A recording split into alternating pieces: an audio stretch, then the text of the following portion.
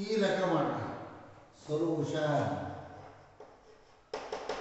Consider ಮೊದಲನೇದು ಬರ್ಕೊಳ್ತೀನಿ.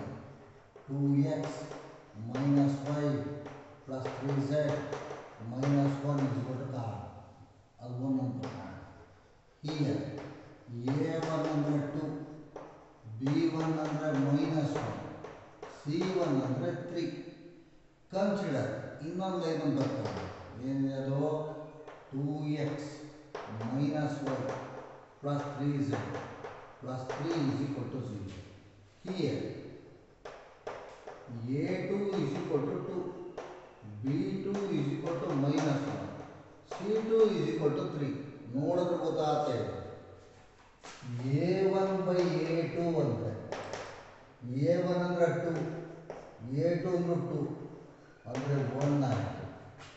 b1 by b2 ಅಂದರೆ b1 ಬೆಲೆ -1, b2 ಬೆಲೆನೂ -1 ಅಂದರೆ 1 ಆಯಿತು. c1 by c2 ಅಂದರೆ c1 ಬೆಲೆ 3, c2 ಬೆಲೆನೂ 3 ಅಂದರೆ ಎಷ್ಟಾಯ್ತು 1 ಆಯಿತು. therefore a1 by a2 is equal to b1 by b2 is equal to c1 by c2. therefore angle between them ಏನು 0 degree.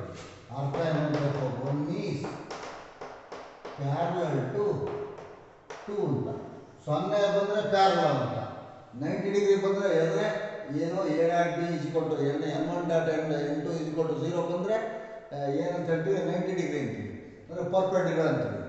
ಪ್ಯಾರಲಲ್ ಆದಾಗ 0 ಬರಬೇಕು, ಪರ್ಪೆಂಡಿಕ್ಯುಲರ್ ಆದರೆ 90 ಡಿಗ್ರಿ ಬರಬೇಕು.